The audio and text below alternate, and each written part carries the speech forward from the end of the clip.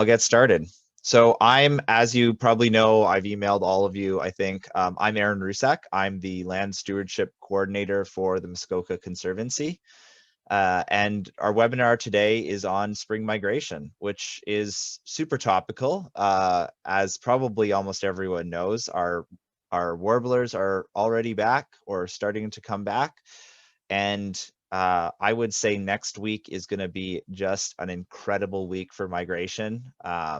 If I had to pick one week in May to go birding every day, it would be next week. So hopefully this webinar comes in enough time that you're able to learn enough that you can kind of figure out when you can go out and what you're seeing. So I'm going to talk just quickly about Muskoka Conservancy and myself to give you just a heads up about what I do and where I work. So Muskoka Conservancy is a Muskoka-based land trust. And what a land trust is we protect land that we acquire, usually through donations, in a natural state. So we currently protect 44 properties. I believe 28 or 29 of those are properties that we own.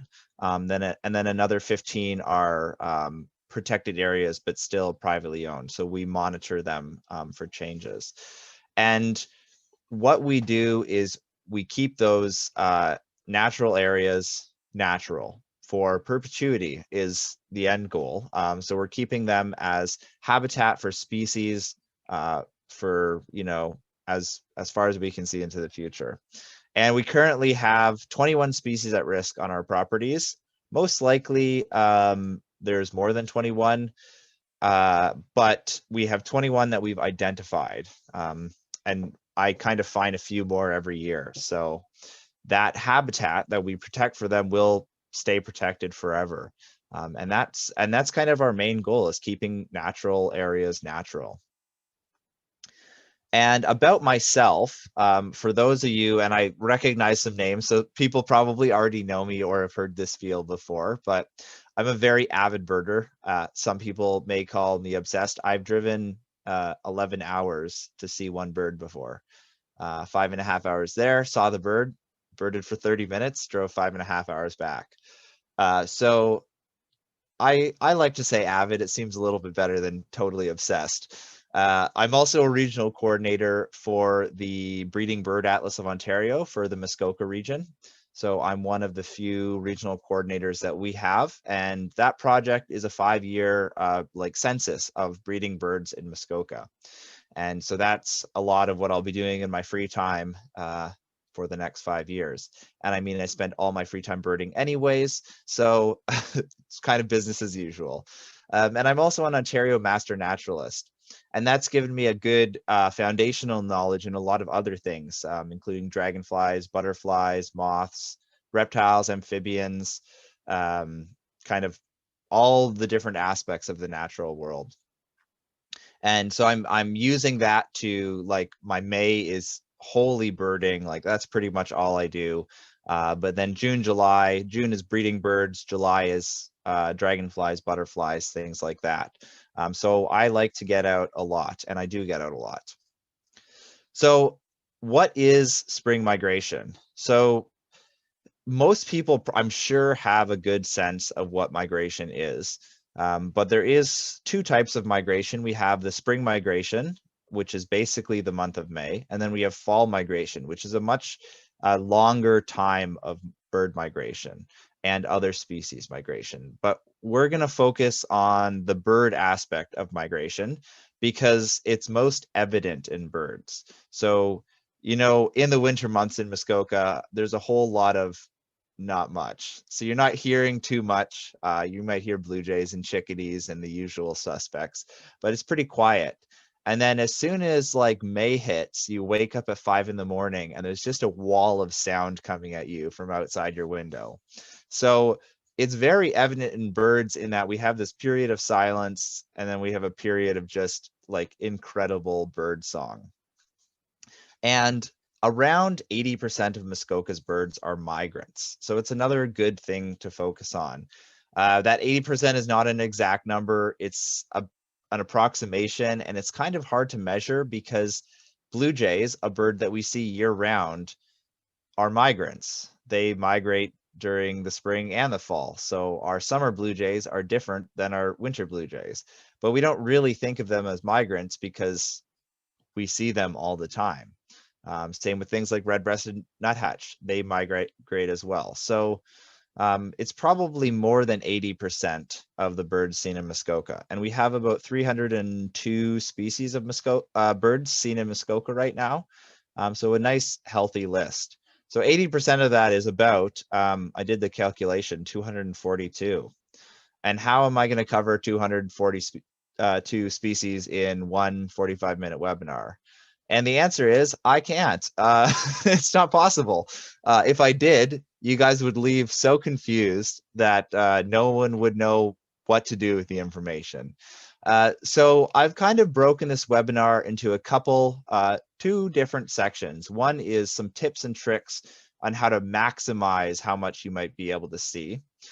And then the other section is actually on bird identification, but it's not on like specific species of bird necessarily. I kind of group them into families so that if you see a bird, you can narrow down what you have to look at. So I will be talking about some specific birds. I've included a ton of pictures, and I'll go back to this picture so that you can get a sense of some species that we might be seeing during migration.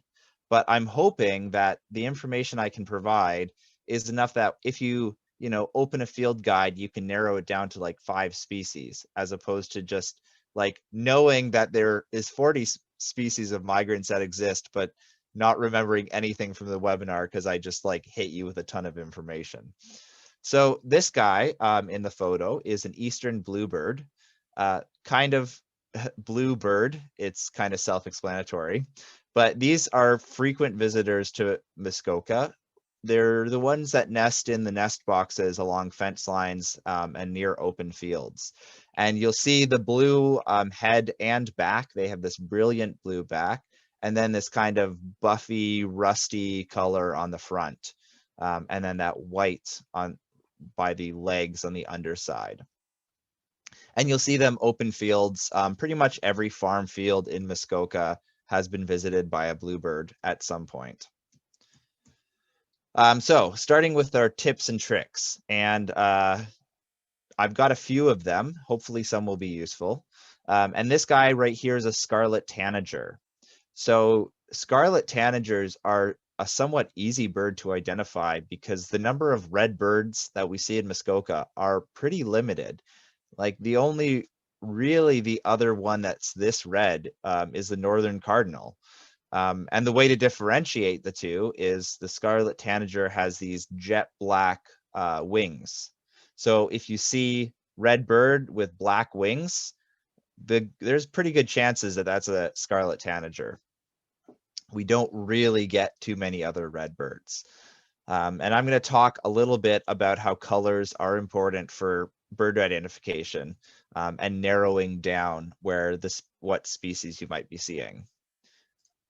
So my first tip is go birding. And this seems like stupidly easy, but getting outside, no matter where it is, whether it's a local park, whether it's a place where there's going to be 50 species of birds, if it's just your backyard, getting outside and going birding is crucial, and doing it as often as possible. In May, I wake up at 4 to 4:30 every single morning and bird for about 4 hours or 3 or 4 hours before I start work. And the reason that just going out is so important is the more you go out, the easier it is and the quicker you can identify the common birds. So if you're looking at something like a yellow warbler and you have no idea what it is, it might take you 10, 15 minutes to actually be able to figure out what that bird is. Whereas if you see a yellow warbler every single day, on that third day, you're going to look and say, that's a yellow warbler, and move on to the next bird. So the more experience you have with some of the more common birds, the quicker you can identify them and move on to something else. So you're really going to maximize the number of birds you can see by just getting out. And the other point to this is you never know what you're going to see. So this bird is a gray-cheeked thrush, and I took this photo yesterday. I was out on my property after work, and I saw two birds. Well, I saw one bird and I heard another. The one that I heard was a black-capped chickadee, and the one I saw was this gray-cheeked thrush. And a gray-cheeked thrush is a very rare bird in Muskoka. And it was just right place, right time. If I had decided, you know what, I don't really feel like going out this afternoon, I wouldn't have seen it. So getting out just increases the chances of the birds that you're going to see. And I talked about this a little bit right at the beginning of the webinar. To identify thrushes, specifically the gray-cheeked, it's better to know what it is, what it isn't, than what it is. So we have three kind of common species that look similar. We have the hermit thrush, which has a reddish tail, the Swainson's thrush, which has this kind of buffy yellow on the face, and then the gray-cheeked thrush, and that's just not a hermit or not a Swainson's. So when I saw this bird, I checked tail, didn't have a red tail. I checked face, wasn't buffy face, therefore it's a gray-cheeked thrush. So sometimes it's useful to know what it isn't to help identify it. My next tip, especially for those that have limited times, is pick your days. So neotropical birds migrate at night. Those are our warblers, our birds that are wintering down in South America, and they're the majority of the birds that are moving north at this time. So they migrate at night. So that's why the morning is such a great time to get out, because that's when there's going to be a lot of birds out there. They're going to be singing, and they're going to be flitting around, refueling after flying all night. So getting out early in the morning is great. It's my favorite time to bird. No one else is out. You're like 5 a.m. It's dawn. It's gorgeous. Birds are singing. It's really just the best time to be outside, even if you have to wake up at 4 in the morning. Hawks migrate during the day. So if you see a strong southerly wind during the day, you might think there's going to be some hawk migration moving through. And I find between 10 and 11 tends to be the best time to go hawk watching. And so south winds the day before and the night before are the best, because those birds are going to see those south winds. They're going to say, that's going to carry me more north. That's going to give me a tailwind. They're going to take that chance, start flying. And then as soon as the kind of dawn hits, they're going to start dropping to refuel, because they flew all night. So south winds the day before. That's why I said next week's going to be the best, because Sunday at about 8 p.m., we shift from north winds to like strong south winds. And birds are going to see that after being stuck south for so long. They're going to see that and they're going to just start shooting north. So Monday morning, we're going to, I mean, fingers crossed, we're going to see an explosion of birds here. And then avoid heavy rain and wind. You're not going to hear as much. You're not going to see as much because the birds are hunkered down. They don't really want to fly out, like fly around a lot when it's a thunderstorm out. So when you're getting that heavy rain, I mean, I still go out because I've got a dog that needs to go for a walk or she goes crazy. But you just see a lot less and you hear a lot less. So if you have limited time to bird, pick those, sunny or overcast days when you've had a south wind the night south wind the night before. And I got a couple slides about how to prepare. So you want to get to the field prepared. And I didn't include camera in this, but camera is really important. Oh, sorry, this bird, since I forgot. This is an eastern towhee, and they're pretty localized. You'll get them in the rock barrens, so Torrance Barrens, Cache Lake Barrens, out in Georgian Bay. And they're a species of sparrow. And the easiest way to identify them is that black back that they have and that really rich rufous coloration on the underside. The other thing you can look for these guys is the white on the tips of the tail, as well as these flashes of white in the wing. So that's going to be, when you see them fly, they fan their tail. So you're going to see these white flashes on either side of the tail of a very dark bird. And it's fairly chunky sparrow as well. It's on the bigger size for a sparrow. So think like a sparrow that's kind of turning into a robin size-wise. So come prepared. So bring a camera if you can. I even use my cell phone to shoot photography sometimes, but bring a field guide or get some apps on your phone. When I birded in South America, that was I read the field guide on the airplane ride over. I read the entire 1,050 species accounts, and I didn't I couldn't tell you a single species in there, but I could tell you like group them into areas. So getting a field guide is really helpful, especially when you're in the field, because you can say, I see this bird. I'm going to flip through my field guide until I see something that kind of looks like it. So bring that or an app out. I use an app on my phone even to this day to just double check things. Even if you're experienced, they're pretty useful to have. Binoculars, that seems like a silly thing to say. Like when you go birding, you want binoculars to see the birds, but I've led a bunch of birding tours with people that don't bring binoculars. So get a set of binoculars. No matter what they are, you should be able to like at least enhance your birding ability. And then a field notebook as well. So you're going to want something you can write some quick notes in.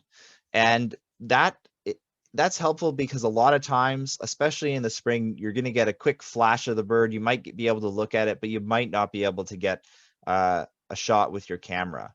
So the field notebook is going to allow you to write some quick notes. So if I were looking at this bird and I had no idea what it was, I could write dark black throat, streaking on the side, olive back, yellow face, and say, oh, it's about the size of a chickadee, right? And then I could look at a field guide when I get home or later in the field, and I could say, oh, this black throat that I saw, there's really only one bird that it can be.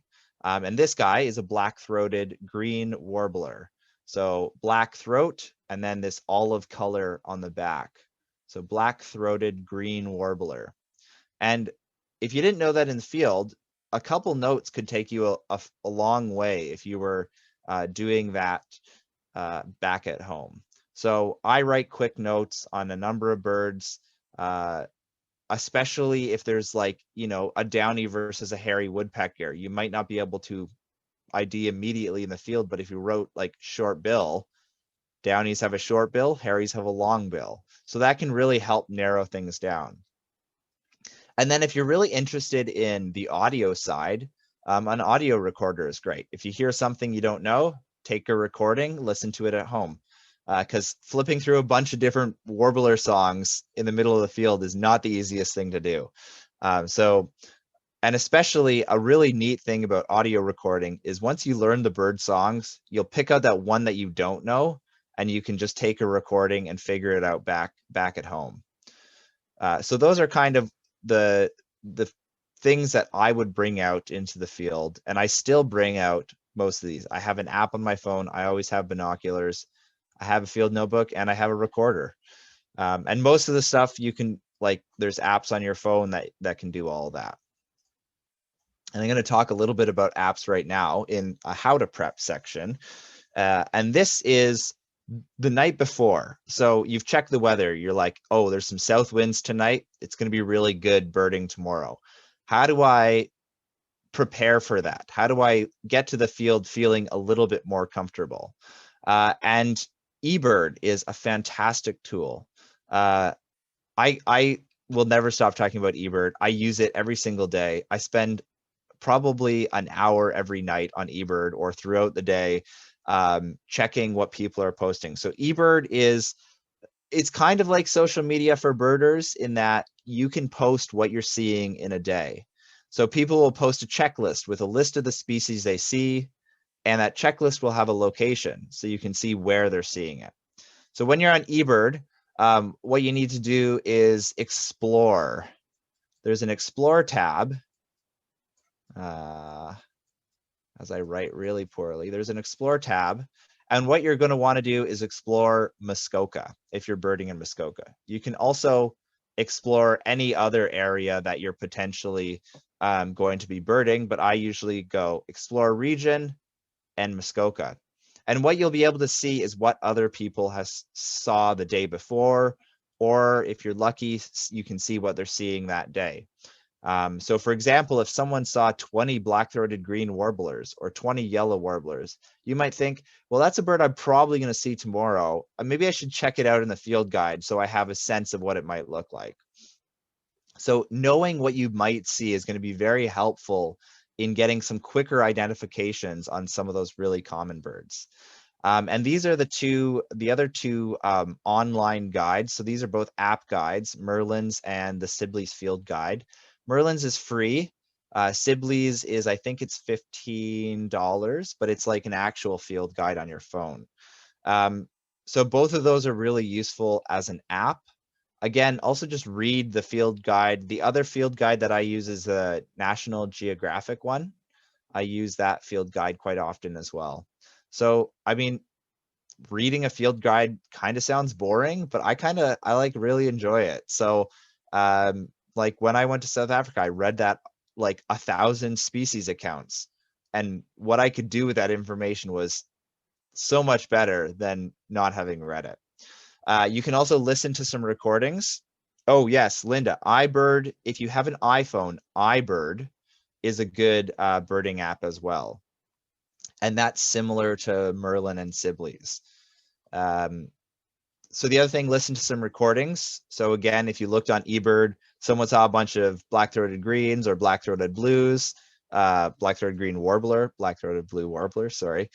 You could listen to some recordings. And then when you get out in the field, you might hear one and say, I know what that is. This is more the advanced step though. So recording is maybe after you become a little bit more familiar with how the birds look. And then another thing I like to do is take a quiz. So again, this one relates back to eBird. eBird has a photo quiz section. And it'll give you can select where. So I select like my house. You can select the date. So you would select whatever day you're planning on going out. And it'll give you 20 random photos of birds seen on that day and ask you to identify it. And it's like multiple choice. So you're given 4 and then none of the above. So and if you get them wrong, they'll show you which ones you get wrong. So you're still learning from doing that. And it's a way to kind of force you to do a little bit more identification than you might. These guys are tree swallows. Swallows, we've got about 5 species of swallows, and there's 2 places to look. You're going to want to look at its breast and its back. So it's a little tough to see in this photo, but tree swallows have this bluish back. So they have kind of like a iridescent blue on their back and a totally clean. So this guy looks less clean because he's in shadow, but they have a clean white underside. And so if you look at just those 2 things on the swallows, you can usually narrow it down to species. So clean white, blue on the back is your tree swallow. And I'll be talking about a few of those as well. So now we're going to get into some bird identification, and I'm going to go through, I think it's about 10 families of birds, just to help you, know where to look in that field guide when you see one. So this guy is a Vesper sparrow. And the way I identified this, one is I knew what all the other sparrows looked like, and I said, that's a weird looking sparrow. I don't know what it is. So then you start looking at the more rare species you might see. So size is like, is it robin sized? Is it chickadee sized? Is it hawk sized? You don't even need to, you can't measure a bird, but you can get an approximation of what size it is. So this guy is, sparrow size, which is slightly bigger than a chickadee. Habitat is a key thing. Like swamp sparrows are found in swamps, as the name suggests. If you're in the middle of a wood lot and you see a sparrow, it's probably not a swamp sparrow unless there's some water nearby. Vesper sparrows are pretty constrained to open fields. They like scrubby, areas or open fields. So again, if you're like in a wood lot or you're in a marsh, you're probably not seeing a Vesper sparrow. Structure is another thing, and structure is pretty varied, but you'd look at things like the bill shape. Is it a conical bill? Is it a very thin bill? Is it like a chunky bill?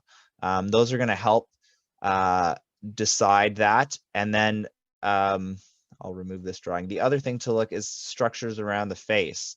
So you can see this stripe right here, this Malheur stripe. So it's got this kind of triangular stripe. It's a mustache stripe. So you're looking at things like that. You're looking at, is there a line through the eye? And then into colors, what color is the cap? What colors am I seeing on the bird? And I'll remove those so it's not super. Is it brown? Is it yellow? If it's brown, it's probably a sparrow. If it's yellow, it's probably a warbler. Is it red? Maybe it's that scarlet tanager we talked about earlier. So colors are also super important, especially in spring, because things are super colorful in spring. And if you can pick even just 2 or 3 colors, you can quickly start narrowing things down. So you want to look at all of these different things when you're looking at birds. So I'm starting with our gulls and our terns. Our terns are probably, I mean, I've seen a few terns already, but they're starting to migrate north. And all gulls are typically white with some black. And this is probably like white/gray because they have gray backs. So you see this guy is a herring gull right here. You can see all the white head, white breast, white underside.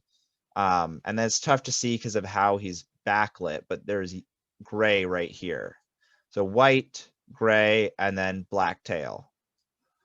And all gulls and terns are going to have basically white, gray, and black. There's not a lot of other colors in there. Terns have a black cap on the top of their head, and they're white and gray other than that. They're found soaring over open water.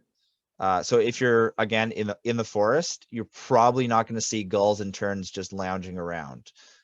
They don't fly into forests. They usually don't perch. So you'll see them like sitting on rocks, on beaches. You'll see them in open fields sometimes, but they're typically not up in trees. So that's another quick way to narrow them down.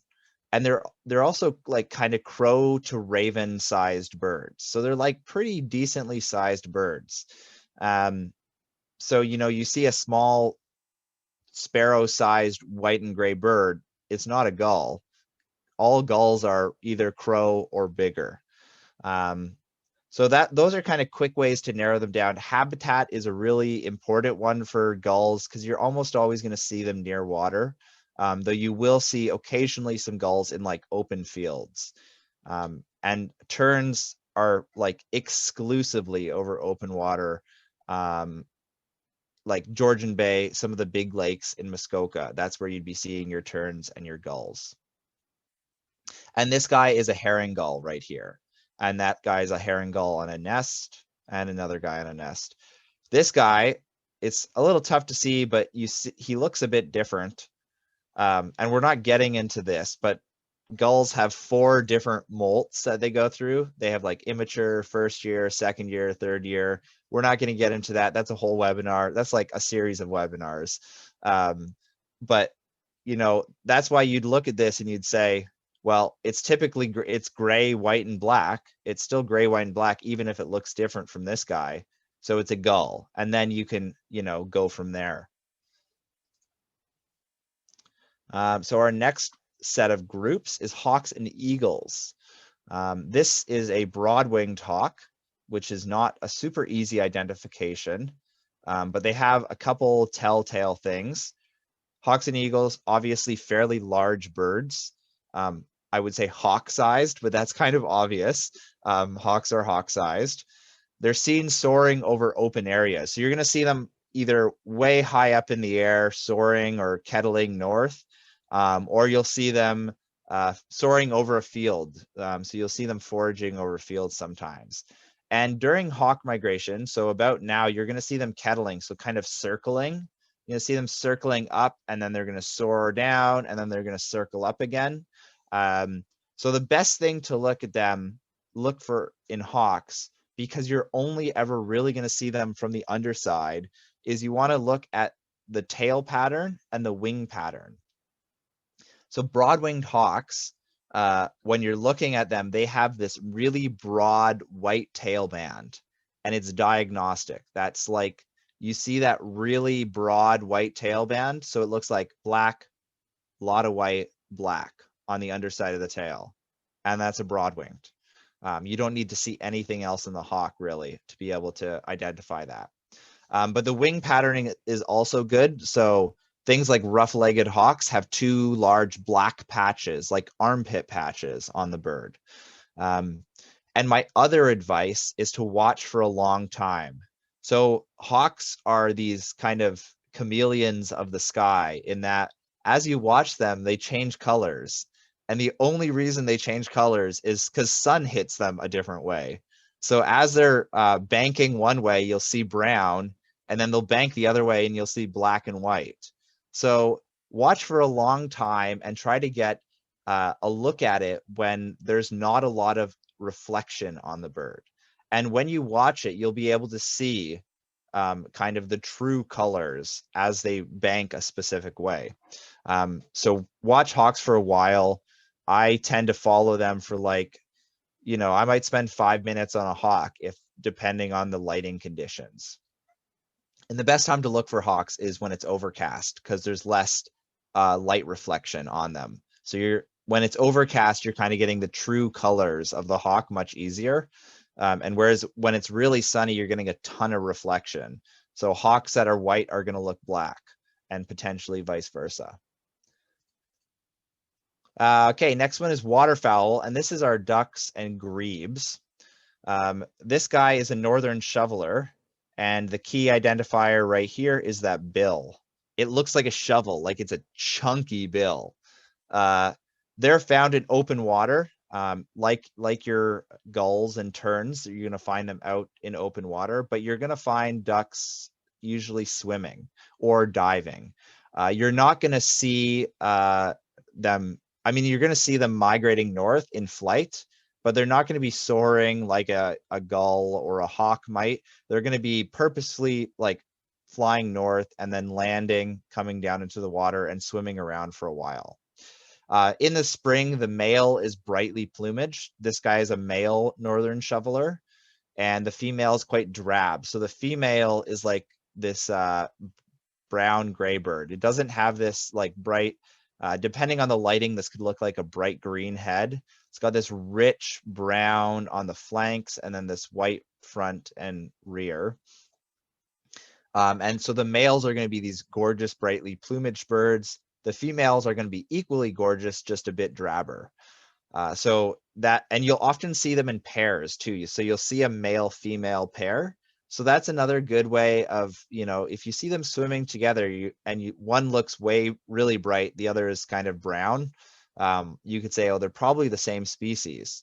Because when you're looking in a field guide, they're going to, especially for waterfowl, it's going to be like male and female. They're going to have two different entries because of how different they look. So things to look for in ducks. They're a tricky species because there's a lot of variation. But I would say if you find a duck, hope it's a male, because the females look really similar sometimes. Like a female northern pintail looks like a female mallard, or they're quite similar. So places to start are coloration. Coloration is really key if you get males. And then bill can also help. So the northern shoveler has this chonky, long, shovel-like bill. And that's immediately going to set it apart from everything else.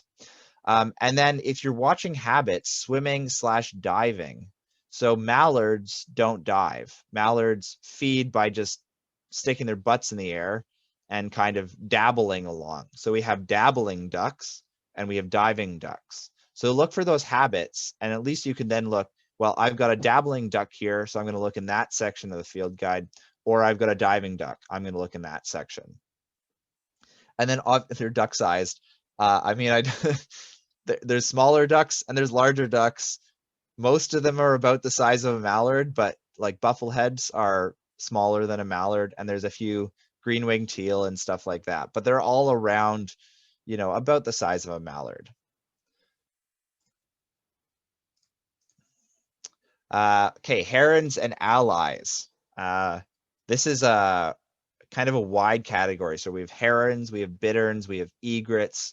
I've included kind of water birds like rails and coots, and there's a bunch of different ones. They tend to be large birds, so herons, egrets are going to be on the larger side. This guy is a Virginia rail, and he's actually on the smaller side. He's more like a robin slash crow sized bird, but they typically are larger, and they're usually secretive.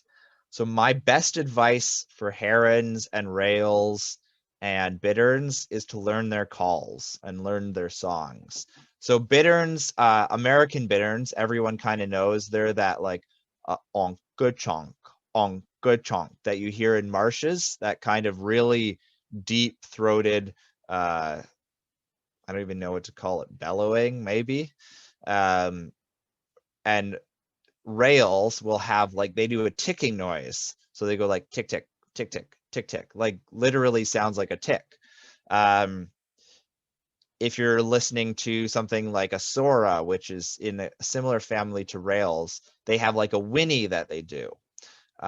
So I would say I would recommend looking for this guy was 10 feet off the path from me. That was the only reason I could find him. So try to learn their calls, but you can see there's a couple things to help you. You can see its bill right here. So it's behind a blade of grass, but the bill carries out all the way over here. So you can see the bill coming in between these two grasses. They've got this bright orange bill. So the color of these larger billed birds can help. So you got an orange bill for Virginia rail, which is, this guy is a Virginia rail. Soras have a short yellow bill. Herons have that kind of spear-like bill. So the shape of the bill can help narrow it. Is it a rail? Is it a heron? Is it a bittern? And then they're found wading in the reeds. So again, this guy was just like down in the marsh, sneaking around. So yeah, they're tough. They're tough to ID. I would say learn your calls. And if you want to learn a bunch of waterfowl or water bird calls, play them and then go to a marsh at like 4 in the morning or 4:30 in the morning, and all you'll hear are bitterns calling and rails calling and sora calling. That'll be pretty much those and red-winged blackbirds. So you can really like limit the timing of their calls because they call very early in the morning, and they'll also call kind of at dusk. Next category is shorebirds.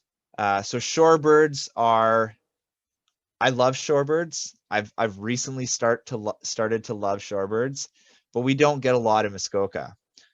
If you're looking for shorebirds, the sewage lagoons, Bracebridge sewage lagoons, or if you're blessed enough to be able to get out to Georgian Bay and to the outer islands, those are kind of your two options.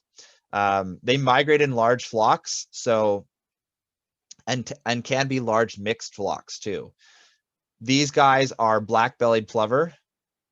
I'm going to skip that one bird because that one's a different one. These are all black-bellied plover. They just in different plumages. So this guy is a black-bellied plover that might be a first year or a second year. And this is the full adult breeding plumage. So they have a variety of plumages, which can make them difficult. But if you're looking to identify them, long stilt-like legs. So you can see all these long legs kind of perched. So look for those long legs. They look like a robin on stilts. Pretty much all of them look like it. Except even this guy, you can see the legs. You can see those kind of more stilt-like legs. Looks like they're perched up on stilts. This guy is a ruddy turnstone. So he's a bit smaller and a bit more rarer than our black-bellied plover. And you'll see them wading along water edges and in fields. So fields, flooded fields is a good place to look for them. The sewage lagoons, when they get those flat kind of mud flats, you can see them there. And then this photo was taken out on Gray Island in Georgian Bay. And you'll see a lot of them on those outer rocky islands. So they're tricky, and I hate to say this, but if you're identifying shorebirds, take photos. And that's like the best advice I can give, because shorebirds have huge variation in plumages. Like you can even see, this is a great photo for that, because like this bird looks different than the bird directly behind him. Like they look like almost two different species of birds. So take photos. When I go to Gray Island and I bird for shorebirds, I take about close to 1,000 photos some days of just shorebirds. And every time I go out, I at least take 100 and 200, because one, I'm on a boat, so I'm going up and down the whole time. So I'm just snapping as many photos as I can. But two, you need to look at so many different things. So I would say if you can identify shorebirds, you find those legs and you just leave it at that. You find the legs and then take a photo, because it's not an easy identification. And again, another full webinar could be done on shorebirds. Our swallows. So I talked a little bit about these guys earlier, and we just have a few more families to go. So they're aerial insectivores. You're going to see them flying over open water, low over open water, though, usually. You'll occasionally see them perched in the open on like a wire or a branch, but often when I see them, it's like 4:30 p.m. and they're like out on, I've seen them over any sort of pond, and they're just flying in circles, feeding above the water. And what I talked about those tree swallows earlier, color is key. So you can see this guy has a bit of a hood. And then if you look at his breast, it's a smudged breast. So remember a tree swallow, I talked with the very clean breast, the very clean underside. This is a barn swallow, and he doesn't have that. He's got this kind of rusty, dirty breast. So again, you can immediately, cross off a couple of species of swallows just by seeing that rusty, dirty color to it. It's a little tough to tell with these pictures because swallows are notoriously hard to photograph, but he's got a bluish head, and they'll also have a bluish back. So of our 5 species, we've got 3 bluish backed swallows. So we have barn swallow, which is this one. We have cliff swallow, and we have tree swallow. So those are our 3 blue colored swallows. Tree swallows have a white underside. So we're down to cliff and barn immediately, just from looking at the color of the back and the color of the underside. And they're all about chickadee sized, and they're really hard to follow. So like my advice when you're IDing swallows, find one and follow with your binoculars. Just keep going. Just keep following that bird until you see the back, until you see the underside, and then move to a different one. And I've had like flocks of 120 swallows, and I've actually had flocks of like 300 swallows. And I was looking for one swallow in it. So I would find one swallow, follow it, find another swallow, follow it. And you keep going until you get a sense of what the flock is, right? So if you're seeing each swallow you're seeing as a tree swallow, and you see like 1 or 2 barns, and you're looking at 120 swallows, probably like 100 tree swallows and 20 barns. So kind of when you're looking at those large flocks, just estimate what the percentage of each swallow in there is. And yeah, so this one is a decent photo of a bird that is very hard to photograph. And I had all 5 swallow species the day that I took this photo. And what I did to get photos of all of them is I basically set my camera up and held down the shutter button. And as they flew by, I would just get a photo of a swallow. I ID'd them all already, and I was just hoping, I was like, I hope I get the one swallow that looks different, because there was one cliff swallow in a flock of 120. And I just said, I hope I get it, because there's no way I'm going to be able to find it with a camera. And luckily I got one very bad photo of it, but you could tell. So our last two groups are kind of maybe everyone's favorites. Sparrows are LBJs, we call them, little brown jobs, or little brown jerks, or there's some other very flavorful ways to call them. And they have these cone-shaped triangular bills. So you'll see that right there. Because they're seed eaters, they have a heftier bill. And when you're looking at sparrows, and I have a cheat sheet that I'm going to send out to people that you can also just Google search and find online. But you're looking at the cap color, and you're looking at this eye line. So there's really a few things when you're looking at sparrows to check for, and you kind of want to tick almost as many boxes as you can. So you're going to have rusty or black caps. Some of them are going to have some white in there. Some might have some other colors. Some might have yellow. You're going to look at the color and the length of the eye stripe. So this is a field sparrow, and you could have an eye stripe that is right here too.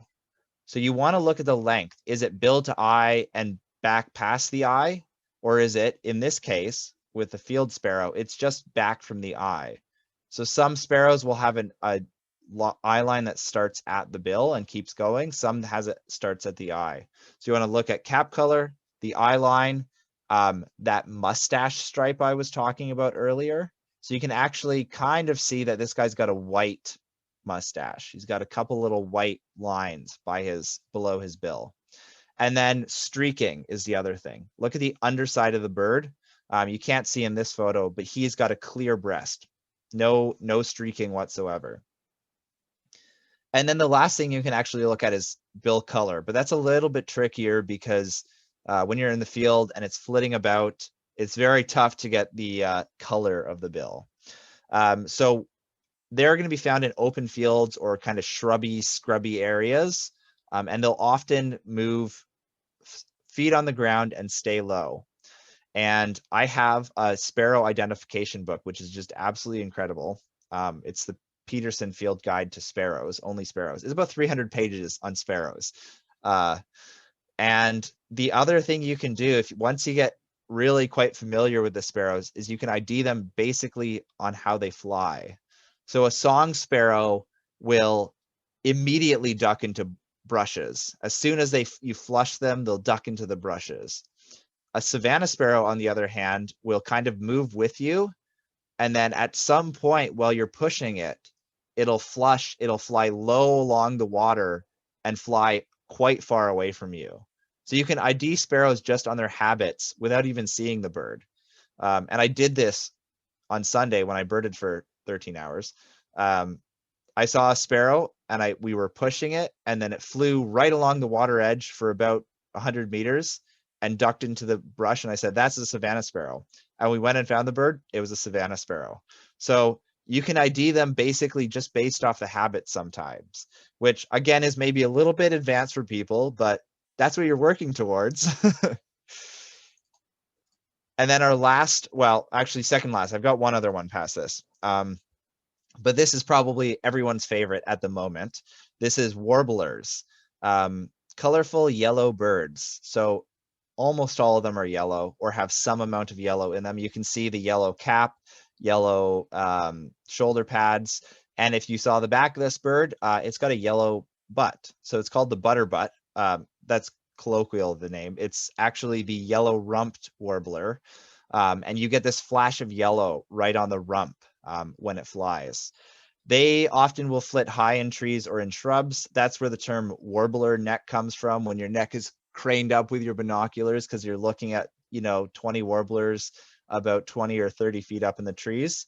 And if you look at the bill or beak and compare that to what we saw in the sparrow, they've got a much thinner bill because they're insectivores. So they've got quite thin bills and like really loud songs. You'll hear them, calling now until the end of May and sometimes in June. And they're about the size of a chickadee. Again, a little bit of variation, but all around that size. And the thing to look for with warblers is like what color is it? If you see a yellow bird, a small chickadee-sized yellow bird, it's most likely a warbler, with the exception of goldfinches. But I think most people are kind of familiar with goldfinches at this point. So, but yeah, look for that yellow. And then once you find that yellow bird, you're probably going to have to sit on it for a while because it's going to be moving around, and you're going to have to figure out what diagnostic marks work for you to identify it. So for these guys, I see that butterbutt. I basically count 1, 2, 3, 4. I go 1, 2, 3, 4 as the 4 different yellow patches it has. And I say that's a yellow rumped. 1, 2, 3, 4 yellow rumped. But different people see different things. So we've got 26 species of warbler that we commonly see in Muskoka, and that's going to be like looking at a field guide, because that's the best way to find them. I believe this is our pretty much last group, is our blackbirds and allies. So this is orioles, cardinals, grosbeaks. They're all probably about robin-sized birds, and I like to think of them as like blocks of color. So you can see with this, this is a Baltimore oriole. You see this block of black, and you see a block of orange. And cardinals, you just see a block of red. It's one block of red, basically. Blackbirds are a block of black with red wing patches. So look for, you're not going to see kind of as many small patches of colors traditionally on these birds. If you're looking at an indigo bunting, patch of blue with black wings. Scarlet tanager, patch of red with black wings. So they're more like blocks of color that you're seeing on the birds. They feed on the ground. They also feed on the trees. A lot of your blackbirds are ground feeders, whereas the orioles and tanagers will be feeding up in the trees. You'll see them in both places, both types of birds. But yeah, that blocks of color is where to look for. And then found in open fields and woodlands. Blackbirds, a lot of them you'll see in open fields feeding along the ground. And orioles, tanagers, grosbeaks will be up in the trees, kind of feeding similarly to warblers, except they don't flit around as much. They kind of perch and feed for a bit, fly to another place, perch, feed for a bit. But again, this is a tricky family, and I almost didn't include them because there's a lot of variation in the colors and bills and all that different stuff. But I think if you were to narrow it down to what colors do I see and like what are the size of the blocks of color, you might be able to get a good sense of what they are. Because yeah, it's a pretty varied group of birds that you'd see. So I've just got one little slide. This is a cheat sheet which I can send to people. So you got your sparrow cheat sheet, which again, these don't include all sparrows and warblers, but they're a good starting point. And then your warbler cheat sheet. And these are both going to help you. So like, remember when I talked about that field sparrow we saw earlier? That eye line here, that bill color, cap color, color of the eye stripe. That can right here, you can see everything start to narrow down, right? So when you look at that head of the bird, you can see color of all these. You can see where's the white, where's the black, where's the brown. So this is going to help you if you could just like laminate it and take it with you in the field. It can really start narrowing things down pretty easily. And especially when you get into the warblers and all the different colorations, it's helpful to have a quick little thing you can pull up and say, I just saw the face of this bird. What is it? But I can attach those in an email, but it's pretty easy to just Google search like sparrow cheat sheet. I think this is the first one that comes up, and same with warbler cheat sheet. So I'm going to open it up for questions. Before I open it up for questions, I want everyone to look at this bird and just type in the chat what family you think it is in. And note, this is not a trick question.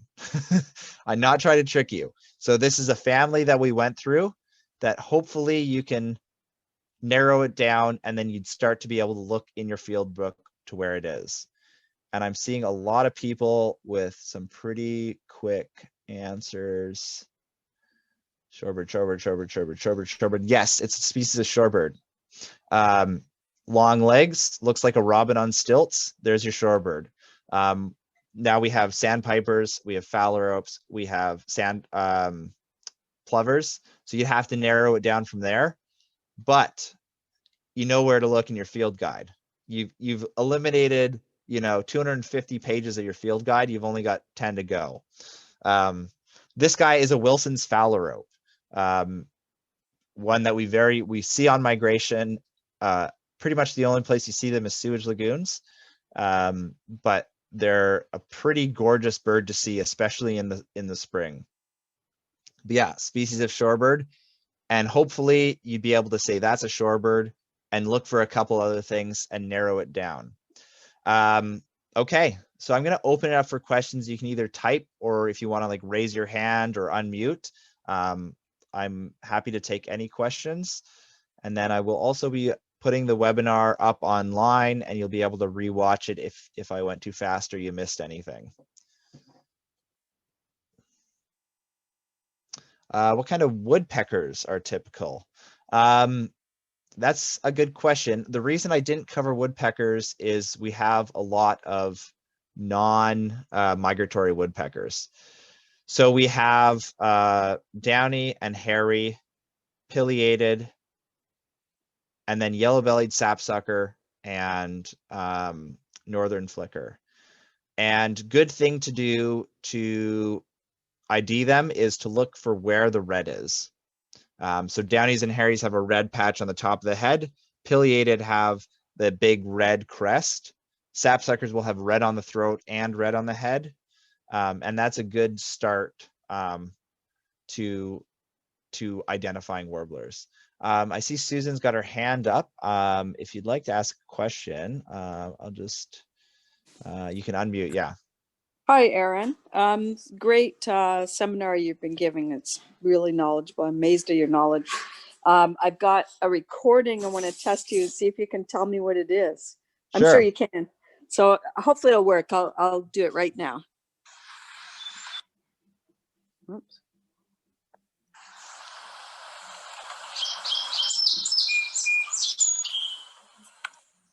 Did you get that?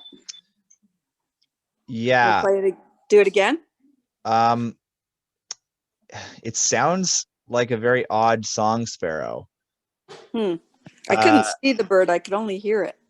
Yeah, so song sparrows start with like 3 notes and then do like this really garbly thing afterwards. But the thing is, like, they start with like seat, seat, seat, and then blah, blah, blah. So it sounds like a song sparrow. But if you email it to me, I could maybe take a better listen and narrow it a bit further. I recorded it on April 9th, if that helps. So he's already been here a while. When they would have come back similar. About that time. But it could also be an odd blackbird call. I'd have to listen to it like a little bit more. That's what I thought it was, a red-winged blackbird, but yeah, it's just longer than a lot of blackbird calls. Often they call just quick couple of notes. So if you just email that to me, I can take a better look. Thank you very much. Yes, no problem. So I've got another question. I'm new to birding. Is there an area of Muskoka that is best for birding during migration? I've thought about a lot about this, and yes and no. If you go to the Bracebridge sewage lagoons, or Kerr Park, actually the Great Trail goes up the side of the sewage lagoons. That's a good place. Henry Marsh is another good place. That's down Beaumont Road.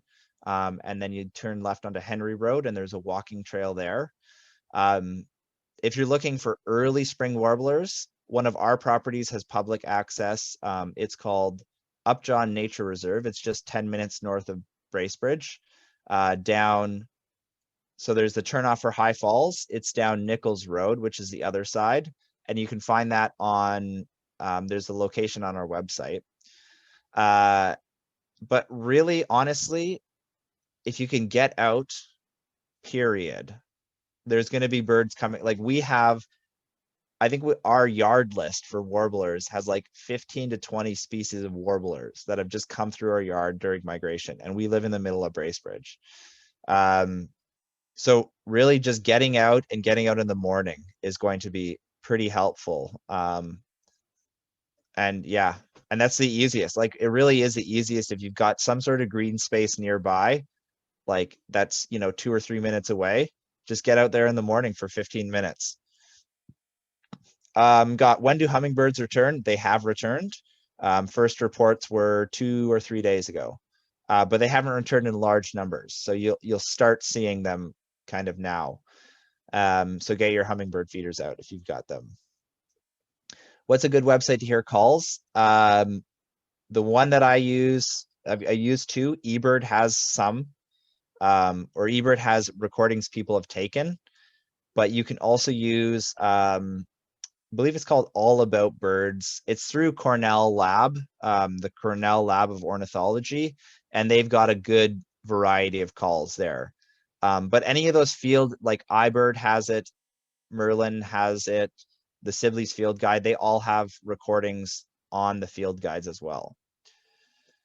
Cardinals are in Muskoka, but they're heavily localized. So I know a birder who lives 500 meters from me.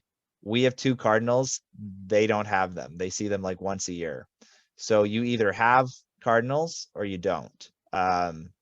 You can see them in Bracebridge, but again, heavily localized. Like they've got a territory and they've stayed in that territory. So unfortunately, I would say unless you have cardinals in Muskoka right now, you're probably not going to see them.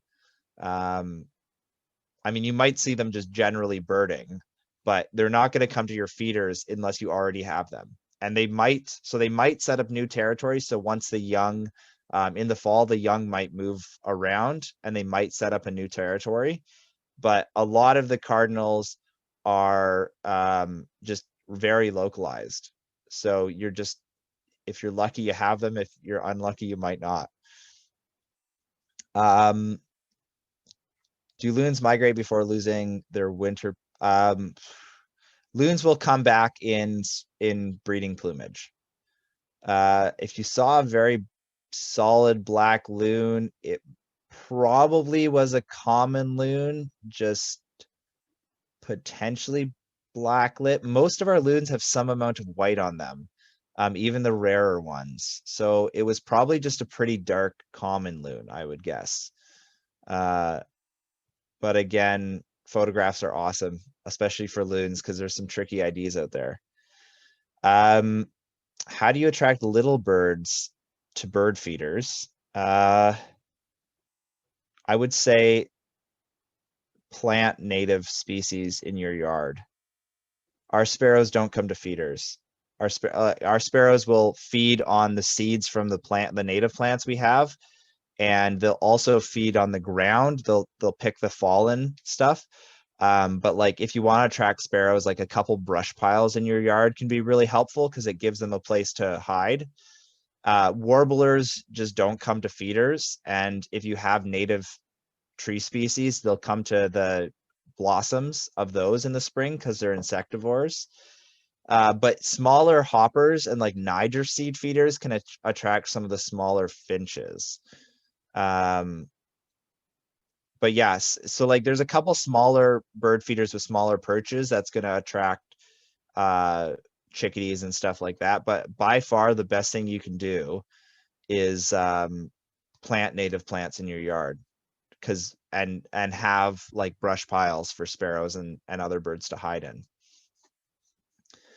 So the Conservancy runs some nature quests, and we'll probably do them, so bird tours in like we will hopefully be able to run them once COVID is done. So that's the easiest way. We do run some bird tours there. But usually there's a few birders in Muskoka that probably, like most birders in Muskoka, are happy to have people along. Like when I did my 13-hour birding area, or like I just birded for 13 hours, I met a couple other birders, just like they came to the same place I did and we chatted and like shared sightings and stuff. So most, like if you go to some of the more birded locations, you'll probably see birders And most of them are friendly. So just say hi, like, what did you see, and introduce yourself. But yeah, once COVID is done, we're going to start running some tours again. And we usually run a spring migration birding outing and a fall migration birding outing. Let's see, I've got a few more. Oh yeah, if you're in any wood lot, so I got a question about bears. I don't feed birds after about mid-May, because of bears and other wildlife. You can keep them running if you don't mind potentially getting a bear, but it does attract other wildlife. So, yeah, be careful. I usually take down my bird feeders about now. So we've switched to just hummingbird feeders, and that's it. And we have a yard in the middle of Bracebridge. So, but yeah, bears are definitely a worry if you're out in the bush, for sure. Or switch, like hummingbird feeders are probably fine. You might be able to get away with like some jam feeders as long as you're not stocking it too regularly. But again, honestly, native plants are the thing to do if you want to attract birds. Or bring in your feeder at night. That's a good suggestion too. So set it up during the day, but bringing it in at night will keep the bears away. Okay, that looks like all the questions. But if anyone has any follow-up questions, like feel free to email me. You all have my email because I emailed everyone the Zoom link. I am happy to answer any questions at all. If you've got a recording you want to send to me, I'll identify it if I can. If you got a photo, I'm happy to answer any and all questions. And with that, I'm so glad everyone came out. We had really good attendance, and the webinar will be available online shortly afterwards, hopefully by the end of today. Thanks everyone for coming.